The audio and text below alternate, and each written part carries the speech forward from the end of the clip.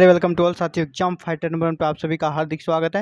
MP assistant professor exam जो कि सितंबर महीने में प्रस्तावित है, इसके लिए भी हम लोग पेपर 1 की तैयारी कर रहे हैं। पेपर 1 सबके लिए कंपलसरी है, जो मुख्य रूप से MP GK Madhya Pradesh GK पर आधारित आपसे प्रश्न पूछे जाएंगे।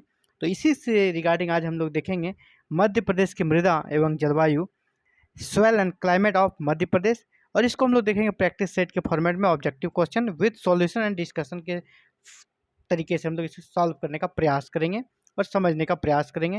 अगर आप प्रैक्टिस सेट को सॉल्व करते हैं तो आपको ये कह सकते हैं कि एक तरह से आपने अगर तैयारी कर रखी है तो आपको एक तरह से पता चल जाएगा, जज करने को मौका मिलेगा कि मेरी तैयारी कैसी है। या अगर आपने नहीं की है तो मैं क्वेश्चन का जो आंसर बताऊंगा इसके साथ डिटेल डिस्कशन भी करता हूं, जिसके माध्यम से आपको क्लासेस जो एक्स्ट्रा फिर लेक्चर पढ़ने की भी जरूरत नहीं पड़ेगी। आप क्वेश्चन आंसर सॉल्विंग के माध्यम से भी अंडरस्टैंडिंग को मजबूत कर सकते हैं और इस क्लासेस के माध्यम से आपकी तैयारी काफ़ी अच्छी हो जाएगी। और हम लोग का टारगेट है साथियों 50 में 45 प्रश्न को सॉल्व करना। और ये मैं साथ साथ बताना चाहूँगा आपको कि आपको बहुत ज़्यादा डीपली एमपीजीके में नहीं जाना साथियों, क्योंकि ये पहली बार इंट्रोड्यूस किया गया। जब कोई पेपर पहली बार आता है तो प्रश्न इजी रहते हैं। आप किसी भी एग्जाम को देख सकते हैं, जहां फर्स्ट टाइम किसी सब्जेक्ट को लाया जाता है तो वहां पे सतही प्रश्न पूछे जाते हैं, बेसिक प्रश्न पूछे जाते हैं। और दूसरी बात यहाँ पर यह भी है कि आपको असिस्टेंट प्रोफेसर बनना है तो आपके अपने सब्जेक्ट का बनना है, जब नहीं आपको एमपीजीके का नहीं बनना है। तो इसीलिए आपसे यहाँ पे प्रश्न बहुत ज़्यादा डीपली नहीं आएंगे। आपके जो सब्जेक्ट रहेंगे सेकंड पेपर, वहाँ पे प्रश्न आपका काफ़ी डीपली रहेगा। बहुत अच्छे से उसकी तैयारी करें आप, और यहाँ पर सतही स्तर पर पढ़ें, मेरे साथ जुड़े रहें। एग्जाम फाइटर नंबर 1 के सभी क्लासेस को आप देखें। अगर आपने नहीं देखी है तो हमारे प्ले लिस्ट में जाएँ और वहाँ पर टाइप करें एमपी असिस्टेंट प्रोफेसर एग्जाम, बस ये वाला MP assistant professor exam paper 1 आपको प्ले लिस्ट मिल जाएगा। उस प्ले लिस्ट में जाइए, आपको 30 से ऊपर क्लासेस की वीडियो वहाँ पड़ी हुई है, आप उसे देखें। प्रैक्टिस सेट है, लेक्चर्स है, सारा कुछ है। आप उसके माध्यम से अपनी तैयारी को कंप्लीट करें। तो चलिए साथियों स्टार्ट करते हैं आज की क्लासेस को। मृदा एवं जलवायु मध्य प्रदेश की। तो सबसे पहला प्रश्न आपके सामने दिख रहा होगा, मध्य प्रदेश में सर्वाधिक कौन सी मिट्टी पाई जाती है? मध्य प्रदेश में सबसे ज़्यादा कौन सी मिट्टी पाई जाती है? लाल मिट्टी, पीली मिट्टी, मिश्रित मिट्टी या कोई नहीं? इसमें से आपको लाल मिट्टी है या पीली मिट्टी, मिश्रित मिट्टी या कोई नहीं? तो साथियों यहाँ पर ऑप्शन डी आपका राइट आंसर बनेगा, क्योंकि आपको पता होगा मध्य प्रदेश में कौन सी मिट्टी सबसे ज़्यादा पाई जाती है, तो काली। काली मिट्टी का दूसरा नाम क्या है? रेगूर की मिट्टी। ये भी प्रश्न पूछा जाएगा, रेगूर मिट्टी किसे कहते हैं? तो काली मिट्टी को। काली मिट्टी किस फसल के लिए सबसे उपयोगी है? तो कपास। इस तरह से भी प्रश्न पूछा जाएगा। तो आप सबसे ज़्यादा जो काली मिट्टी का सबसे ज़्यादा फायदेमंद होती है कपास की खेती के लिए। मालवा का पठार, अब मालवा का पठार काफ़ी फेमस है, मध्य प्रदेश में स्थित है। अगला प्रश्न, मालवा का पठार किस मिट्टी से बना है? समृद्ध मिट्टी, लाल एवं पीली मिट्टी, काली मिट्टी और कछारी मिट्टी।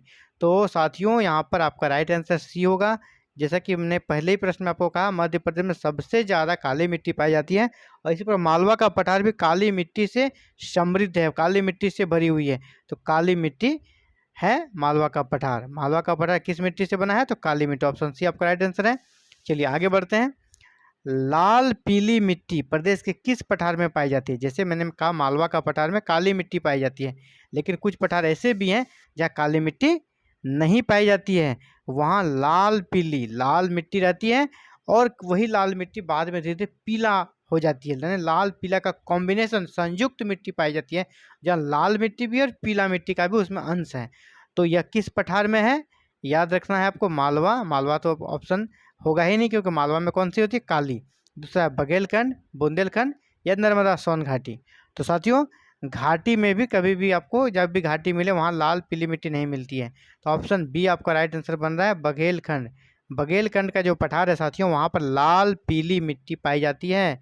बघेलखंड के पठार में लाल पीली मिट्टी पाई जाती है। अगला है, मध्य प्रदेश के किस जिले में मृदा अपरदन की समस्या है? सॉइल इरोजन, यानी मिट्टी का कटाव। मिट्टी का कटाव कहाँ से होता है साथियों? नदियों के द्वारा। तो आप सभी को पता होगा मध्य प्रदेश में एक बहुत ही कह सकते हैं खतरनाक नदी है, जो कि बहुत ज़्यादा अपरदन करती है और घाटियों का निर्माण करती है, जहाँ के लुटेरे भी रहा करते थे, डाकू रहते थे। आपको याद होगा वहाँ पे एक डाकू का नाम काफ़ी वर्ल्ड फेमस था, और उस पर मूवी भी बनी है, वीरप्पन। कौन सी घाटी थी? चंबल की घाटी। तो यहाँ प्रश्न का लिंक वहीं से है, किस जिले में मृदा अपरदन की समस्या है, यानी चंबल का घाटी जिस जिले में ज़्यादा रहेगा, जिसका एरिया चंबल की घाटी वाला एरिया जिस जिले में ज़्यादा पड़ेगा वही जिला मृदा अपरदन की समस्या सबसे ज़्यादा ग्रसित रहेगा।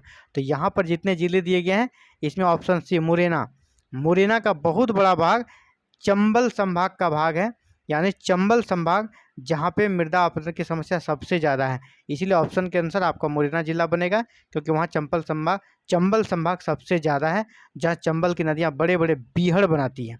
तो ऑप्शन सी आपका राइट आंसर हो जाएगा। और मध्य प्रदेश की जलवायु कैसी है? मध्य प्रदेश की जलवायु कैसी है? तो मानसूनी, शुष्क, गर्म एवं शुष्क जलवायु, ठंडी जलवायु। साथियों, मध्य प्रदेश की जलवायु, जैसा कि भारत की भी जलवायु को मानसूनी कहा जाता है, तो मध्य प्रदेश की जलवायु भी मानसूनी ही है, क्योंकि ये हमारा इंडिया के बिल्कुल मध्य में स्थित है।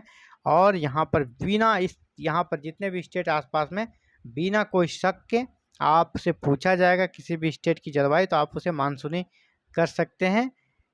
हालांकि जम्मू कश्मीर जो कि आपका नॉर्थ ईस्ट में है, वहाँ आपको सोचना पड़ेगा ठंडी जलवायु का, लेकिन जब मिडिल की कोई स्टेट हो तो वहाँ की जलवायु हमेशा मानसूनी जलवायु होगी। और मध्य प्रदेश तो बिल्कुल बीचों बीच है इंडिया के, इसलिए मध्य प्रदेश की जलवायु क्या होगी? मानसूनी जलवायु। अगला प्रश्न है, मालवा पठार क्षेत्र में वर्षा किस मानसून से होती है? मालवा पठार में जो वर्षा होती है किस मानसून से होती है? तो मालवा पठार क्या पूरे मध्य प्रदेश में वर्षा जो होती है जिस मानसून से होती है वो मानसून हमारा अरब सागर मानसून। अरब सागर मानसून को ही हम लोग दक्षिण पश्चिम मानसून कहते हैं, दक्षिण पश्चिम मानसून। और यही मानसून, दक्षिण पश्चिम मानसून ही हमारे इंडिया में वर्षा सबसे ज़्यादा कराती है। तो मध्य प्रदेश भी इससे अछूता है। जैसे कि हमारा इंडिया का मैप का निचला हिस्सा है, तो ये हो गया आपका, इधर आपका पूरब है, ईस्ट है, और इधर हमारा वेस्ट है। तो वेस्ट है यानी पश्चिम है, और ये इंडिया का दक्षिणी भाग है, ये इंडिया का दक्षिणी भाग है। तो यहाँ से जो मानसून आती है, यहाँ से जो मानसून आती है, इसी को कहते हैं दक्षिणी पश्चिमी मानसून। या यहाँ पर कौन सा है? अरब सागर। ये इलाका किसका है? अरब सागर का। तो यानी अरब सागर मानसून भी कहते हैं किसको? दक्षिण पश्चिम मानसून को अरब सागर मानसून भी कहती है। यानी मध्य प्रदेश में जो वर्षा होती है, विशेषकर यहाँ प्रश्न के अकॉर्डिंग मालवा का पठार क्षेत्र में वर्षा किस मानसून से होती है? तो अरब सागर मानसून। अगर अरब सागर मानसून नहीं रहे तो दक्षिण पश्चिम मानसून। भारत में सबसे ज़्यादा वर्षा किस मानसून से होती है? तो वहाँ भी आंसर आपका दक्षिण पश्चिम मानसून होगा। तो चलिए आगे बढ़ते हैं अगले प्रश्न की ओर। मध्य प्रदेश में सबसे ज़्यादा वर्षा किससे होती है? चलिए अगला प्रश्न भी मिलता जुलता आ गया आपका। मध्य प्रदेश में सबसे ज़्यादा वर्षा किससे होती है? जैसा मैंने कहा, पूरे भारत में सबसे ज़्यादा वर्षा होती है दक्षिण पश्चिम मानसून से। मध्य प्रदेश में भी सबसे ज़्यादा जो वर्षा होती है दक्षिण पश्चिम मानसून से। कहाँ पर है? 1 नंबर दक्षिण मानसून, बी नंबर दक्षिण पूर्वी मानसून है, सी दक्षिण पश्चिम मानसून, और डी उपरोक्त सभी। तो साथियों, दक्षिण पश्चिम मानसून आपका सी नंबर में है, तो सी नंबर आपका राइट आंसर होगा। मध्य प्रदेश में सबसे ज़्यादा वर्षा जो होती है दक्षिण पश्चिम मानसून से होती है। अगला प्रश्न है, मध्य प्रदेश में वार्षिक औसत वर्षा, यानी वार्षिक औसत जो वर्षा होती है वो क्या है? 112 सेंटीमीटर, 50 सेंटीमीटर से कम, 50 से 75 सेंटीमीटर, या 102 मिलीमीटर।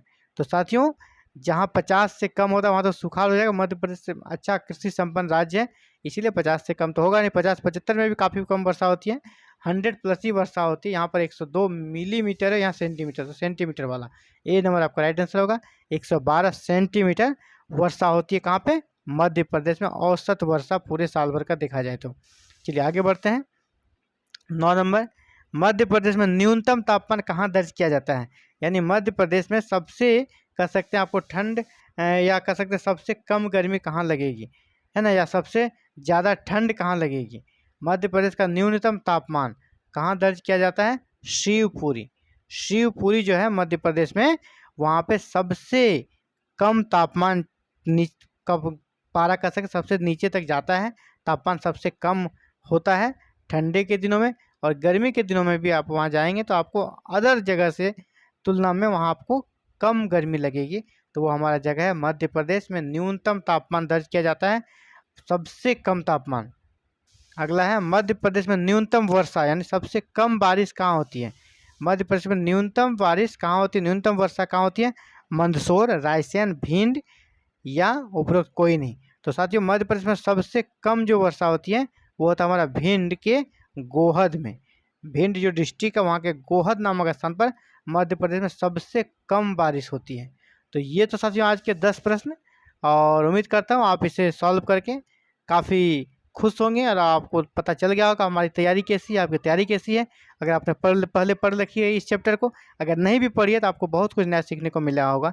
इसी प्रकार चाहते हैं कि आपको आगे सभी क्लासेस की वीडियो मिलते रहें, तो आप हमारे चैनल के साथ जुड़ जाएँ। जुड़ने के लिए के माध्यम साथियों, चैनल को सब्सक्राइब करें और बेल आइकन को प्रेस करें, ऑल बटन को भी क्लिक करें, ताकि आने वाले सभी क्लासेस की वीडियो की नोटिफिकेशन आपको मिले और आप हर एक क्लास को देख सकें। और हाँ, अगर आपने क्लासेस नहीं देखी है तो हमारे प्ले लिस्ट में जाकर आप टाइप करें MP असिस्टेंट प्रोफेसर पेपर 1, और आपको सभी वीडियो मिल जाएंगे, प्रीवियस जितने भी क्लासेस हो चुके हैं, और आप उसे देखकर अपनी तैयारी को शानदार कर सकते हैं। Thank you very very much.